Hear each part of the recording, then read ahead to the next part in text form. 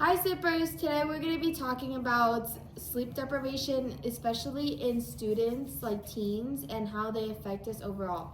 So imagine it's 5:30 and the alarm blares and teenagers all over the country have to drag themselves out of bed with backpacks heavier than the sky even before the sun is up. By the 6 hours, students can barely stay awake.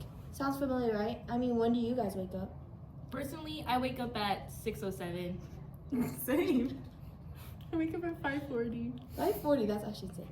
Well, it's happening to millions of teens running on dangerously low amounts of sleep, and schools are a big part of the problem. That's literally every morning for me. Why does it even start so early? So actually, it started for children to catch up to buses since many people work early in the morning and need help to send their kids off to school while they work. So how long should kids be sleeping for? Kids should sleep for about 8 to 10 hours a night, yet according to the Better Sleep Council, nearly 80% of teens report getting 7 hours or less. Only 1 in 5 get enough rest to keep their brains and bodies healthy.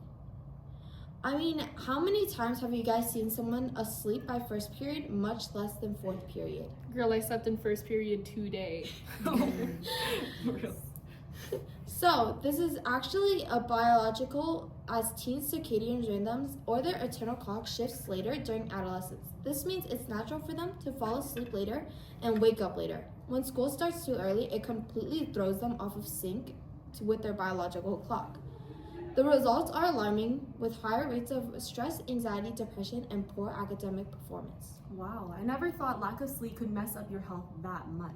Yeah, well, it's not just that. The lack of sleep also increases the risk for obesity, weakened immune system, and risky behavior, according to the Los Angeles Trust for Children's Health. Has anyone else tried to resolve the issue though? Yeah, so in the school districts in Detroit are beginning to advocate for later start times and policy changes in the school districts to combat the slow epidemic. And schools in Seattle have pushed their start times back from 7:15 to 8:45. And the results are apparent. According to the sleep advances, students slept nearly an hour longer, more alert, and even had better grades and attendance. Why hasn't something been done if it's so detrimental to the health of kids worldwide? So one thing is that parents are concerned about how this interferes with their social schedules and their family routines. And while this is very valid, research has shown that benefits of later start times significantly outweigh the consequences of delaying post-school extracurricular activities. It's insane how kids have to give up something so essential such as sleep for their growth and their bodies for something like extracurricular activities and jobs.